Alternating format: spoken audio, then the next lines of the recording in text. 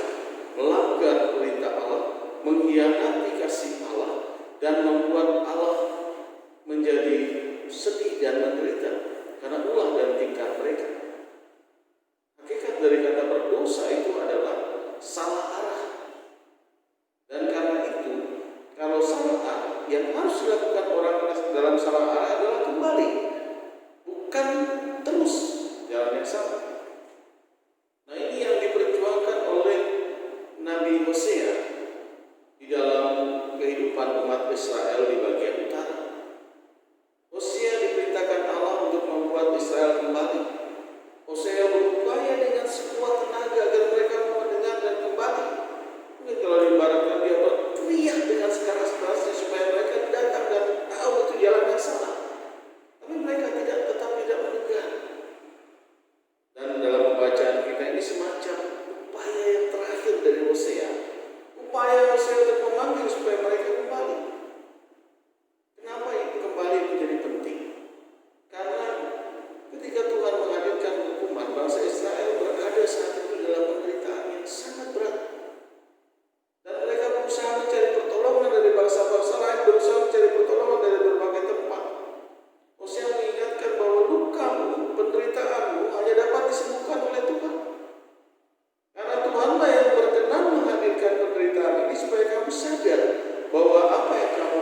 dan kamu lakukan itu adalah keliru dan salah, supaya mereka boleh kembali. Sehingga dalam bacaan kita melihat himbauan dari Nabi Hosea, kembali, artinya bertobatlah pada jalan yang benar. Bertobat berarti itu berlawanan arah. Kalau sudah salah arah, kembali ke arah yang benar. Bukan hanya menyamping, bukan hanya menengok, tapi kembali ke arah yang benar. Artinya pertobatan itu membutuhkan usaha yang pertama-tama, dan pertobatan juga membutuhkan kesungguhan. Kesungguhan untuk mau berubah, kesungguhan untuk mau berbalik. Nah, ini yang diserukan oleh Nabi Hosea. Sebab di dalam Tuhanlah ada kehidupan. Kenapa Israel menderita? Karena Tuhan memalingkan wajahnya. Kita tahu dalam kisah Ayub di dalam perjanjian lama bagaimana ketika Allah absen dalam kehidupan manusia, Ayub berada dalam penderitaan. Dan kita juga pernah dengar setiap ibadah minggu formulasi berkat di hari Minggu. Formulasi berkat itu dikatakan bahwa Allah menghadapkan wajahnya kepadamu.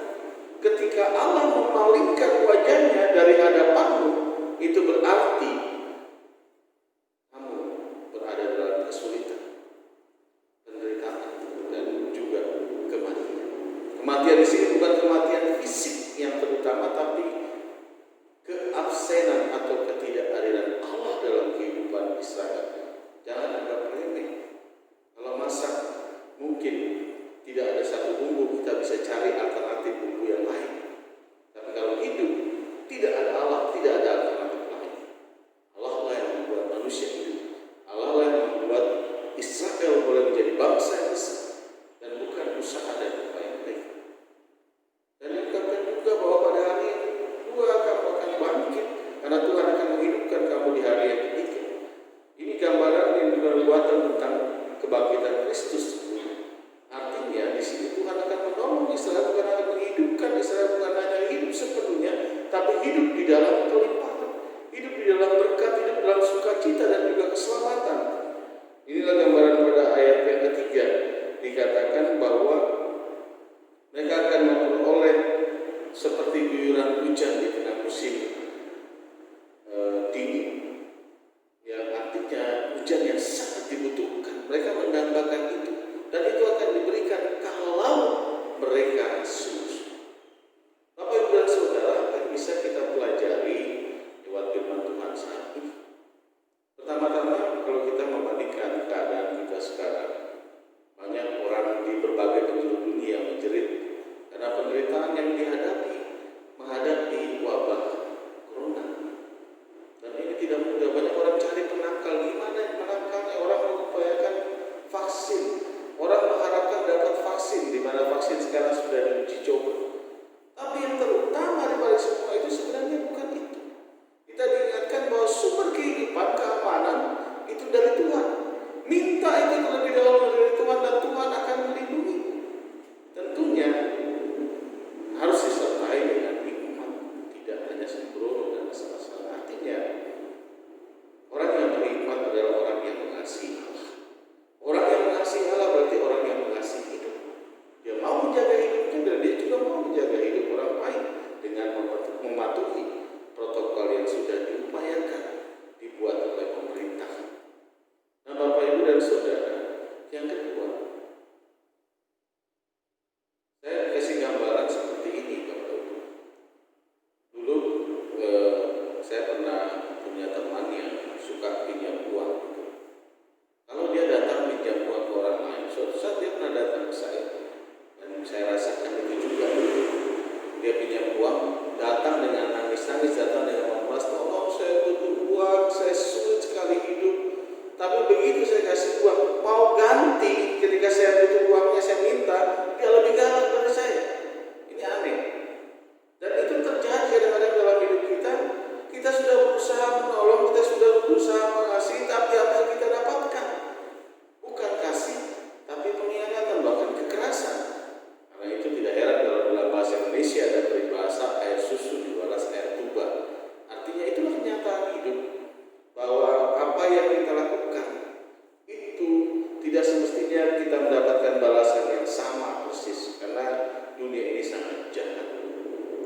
yang baik yang kita lakukan pasti akan berhadapan dengan kekecewaan, kesalahan, karena tidak selamanya kebaikan itu akan berbuah kebaikan.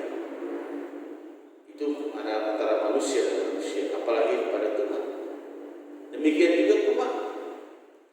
Tuhan juga memberikan kebaikan yang luar biasa. Kita tahu bagaimana sakitnya kita dihianati, bagaimana sakitnya kita dibuang, bagaimana sakitnya kita dibalas dengan kejahatan kebaikan kita. Kita juga harus bayangkan bagaimana sakitnya Tuhan ketika saudara dan saya mengkhianati Tuhan berkali-kali dan berulang-ulang.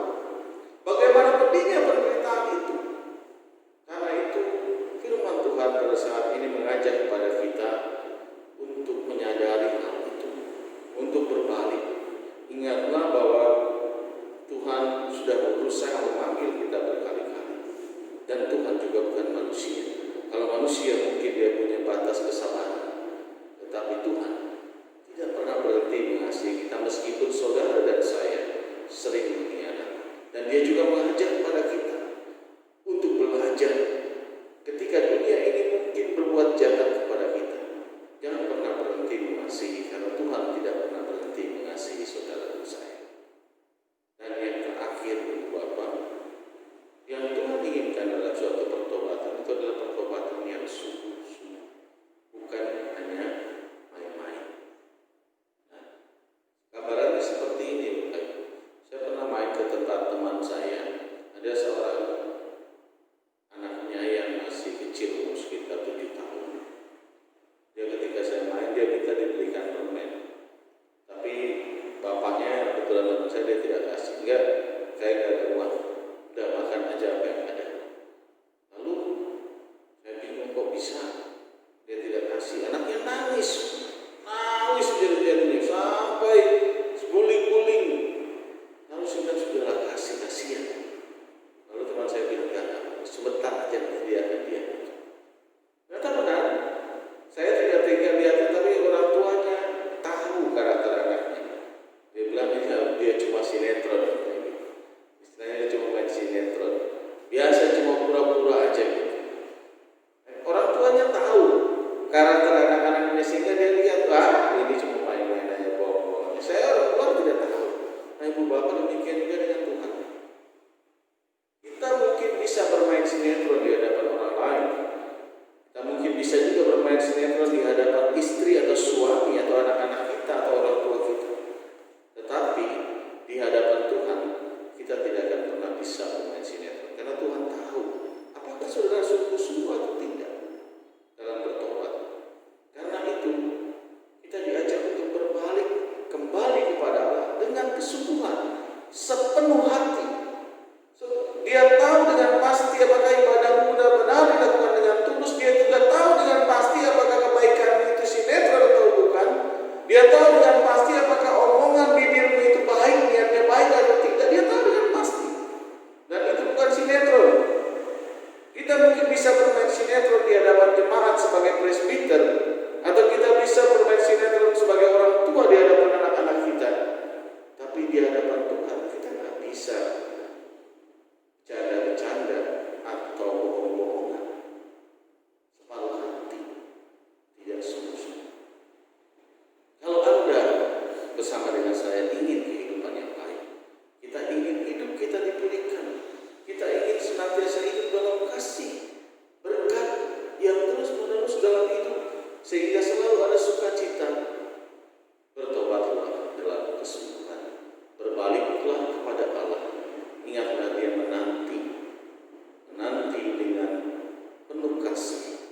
Jangan biarkan dia terlalu lama menanti saudara dan saya untuk kembali. Kembalilah dan raihlah berkat dan rahmat, juga keselamatan. Tuhan Yesus memberkati. Amin.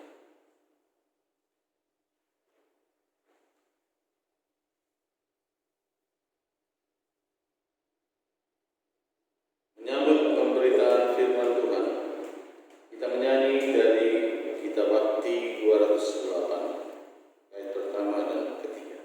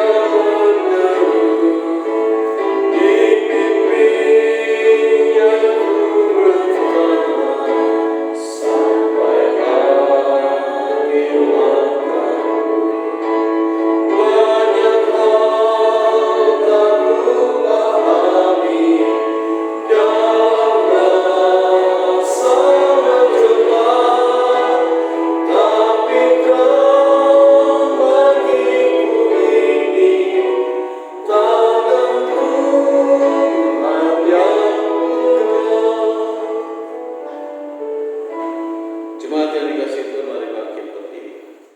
Dan bersama dengan seluruh orang percaya kita mengucapkan pengakuan iman kita seturut dengan pengakuan iman Rasul. Biarlah masing-masing dengan hati dan mulut dan sikap yang baik boleh berkata, aku percaya kepada Allah, Bapa yang Maha Kuasa, Khalik langit dan bumi, dan kepada Yesus Kristus, Anaknya yang tunggal, yang dikandung daripada Roh Kudus, lahir dari anak darah Maria, yang menderita di bawah pemerintahan Pontius Pilatus, disalibkan, mati dan dikuburkan, turun ke dalam kerajaan. Pada hari yang ketiga bangkit pula dari antara orang mati, naik ke surga, duduk di sebelah kanan Allah, Bapa yang Maha Kuasa, dan akan datang dari sana untuk menghakimi orang yang hidup dan yang mati. Aku percaya pada Roh Kudus, gereja yang kudus dan am, persekutuan orang kudus, pengampunan dosa, kebangkitan daging, dan hidup yang kekal. Silakan duduk kembali. Kita akan masuk di dalam syafaat. Mari kita bersehati dan berdoa. Kita berdoa.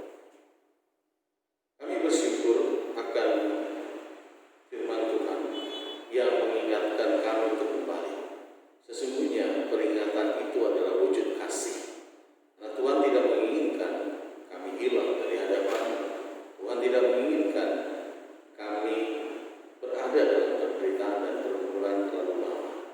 Karena itu Tuhan, sebagai orang yang percaya, biarlah di dalam menyikapi hidup ini, kami juga boleh benar-benar setia terhadap Tuhan, berbalik dan kembali jika kami melakukan kekeliruan dan kesalahan, namun dengan kesungguhan hati. Meskipun kejahatan dan kedosaan nampak enak untuk dijalani, nampaknya benar untuk dilakukan, biarkan kami boleh peka dalam hikmat yang Tuhan berikan, supaya kami boleh menyadari bahwa sebenarnya banyak tindakan kami, perkataan kami yang membuat orang lain tersakiti, yang juga membuat orang lain menjadi menderita karena kami. Dan itu akan berbalik kepada kami jika kami tidak menyadari kekeliruan itu. Karena itu Tuhan, biarlah kami boleh berubah, sungguh-sungguh berbalik kepada Tuhan di dalam pertobatan yang sejati. Topang kami dengan kuasa Roh Kudus Tuhan, supaya pertobatan yang kami lakukan, pembaharuan yang setiap hari kami kerjakan, dapat benar-benar kami jalani dalam ketulusan dan kekuatan daripada kuasa Roh Kudus Tuhan. Bapa Surgawi, kami doakan seluruh gereja-Mu yang beribadah, baik secara daring atau luring, dimanapun mereka berada. Berkatilah Tuhan ibadah-ibadah ini. Di berbagai tempat sangat sulit untuk menjalankan ibadah dengan kondisi pandemi COVID-19. Karena itu kami rindukan topang Tuhan, supaya kendala yang ada tidak membuat kami menjadi terhilang dan justru malas-malasan beribadah. Tapi kami boleh senantiasa mencari Tuhan dalam kesungguhan hati, berteguh. Karena dengan itulah kami boleh keluar dari pandemi ini. Dan hanya dengan dekat dengan Tuhan, itu adalah kekuatan kami. Hanya mengandalkan Tuhan, itulah jaminan kami. Bapa Surga, kami pun berdoa saat ini bagi gereja kami, khususnya GPIB Ebenezer Blitar. Tuhan berkati setiap presbiter yang ada, pengurus pikat yang akan kami pilih dan perbaharui, dan juga BPPJ, pegawai kantor, supir, koster, semua orang yang terlibat dalam pelayanan Tuhan berkati. Atas kemurahan Tuhan, belangkah kegiatan pelayanan meskipun terbatas dapat tetap kami jalani di tempat ini. Biarlah ke depan Tuhan juga menimbulkan semangat pada seluruh presbiter, terutama sebagai penggerak untuk benar-benar mau melayani di dalam berbagai keterbatasan kami, di dalam berbagai masalah kami, sebab kami sudah berjanji dengan ketulusan hati dan kesadaran ini. Bapak Saudara, kami doakan juga seluruh umat Tuhan dalam berbagai pekerjaan dan usaha. Berikan berkat, kekuatan, dan semangat untuk mau terus berjuang, tidak kalah terhadap keadaan. Kami doakan juga mereka yang berjuang karena sakit yang mereka alami, baik sakit yang sudah menaun atau sakit yang baru saja mereka alami, atau bahkan juga gejala-gejala wabah terpapar COVID-19. Kami mohon pertolongan Tuhan supaya kami boleh senantiasa dekat dengan Tuhan dan jamah kami, karena kami percaya Engkaulah dokter dan tabib bagi kami. Dan kami doakan secara khusus saudara kami Pendeta John Marlen Tambuna dan juga istri bersama dengan ke-20 orang peserta didik atau mahasiswa dari Akademi Kebinaan dan Wirausaha yang berkumpul karena terpapar COVID. Tuhan dampingi mereka, mampukan mereka untuk terus berjuang dan tidak menyerah. Topang mereka Tuhan. Dan biarlah kami juga percaya Tuhan selalu bekerja dengan cara Tuhan. Dan bagi saudara-saudara kami yang atas kehendak Tuhan, Tuhan panggil karena wabah COVID-19, biarlah kami juga boleh memohon kekuatan Tuhan bagi mereka yang ditinggalkan, penghiburan bagi mereka. Namun juga jangan biarkan kami menganggap itu sebagai suatu kekalahan iman, tapi kehendak Tuhanlah yang berlaku.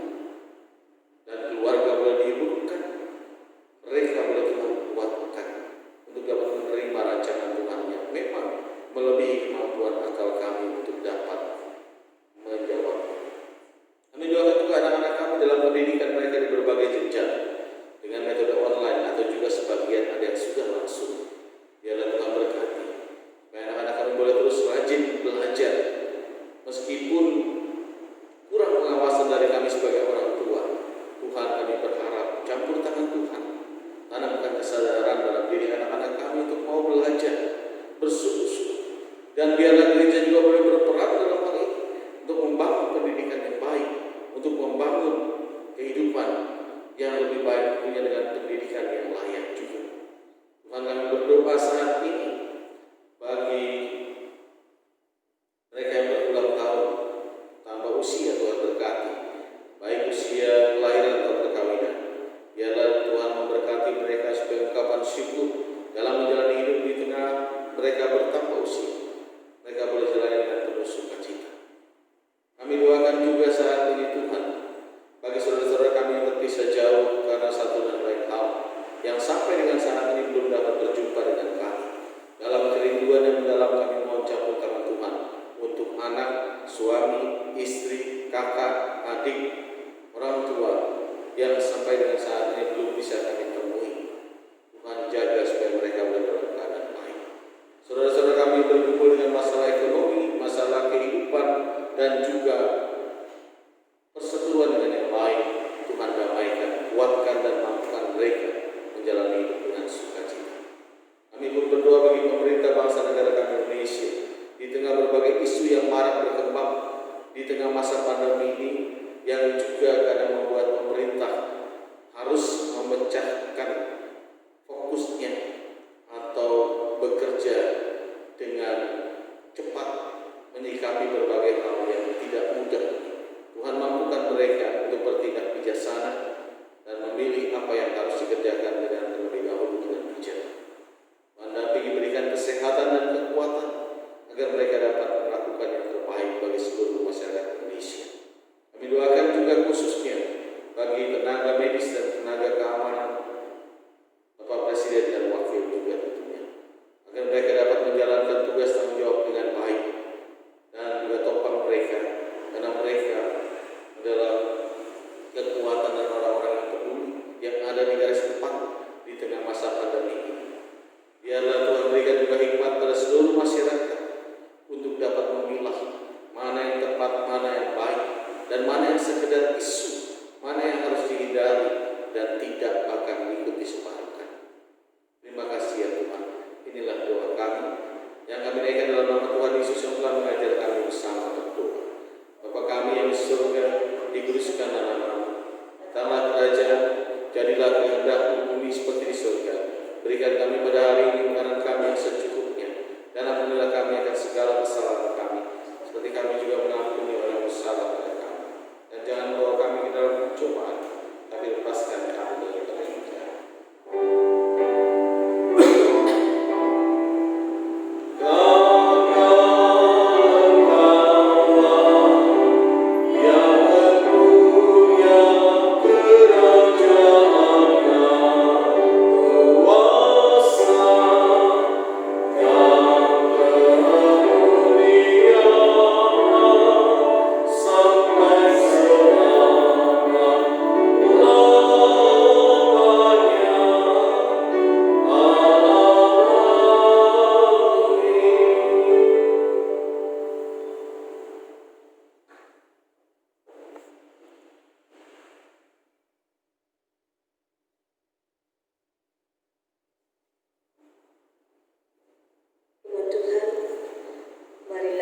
mengucap syukur kepada Tuhan dengan memberikan persembahan kepada-Nya.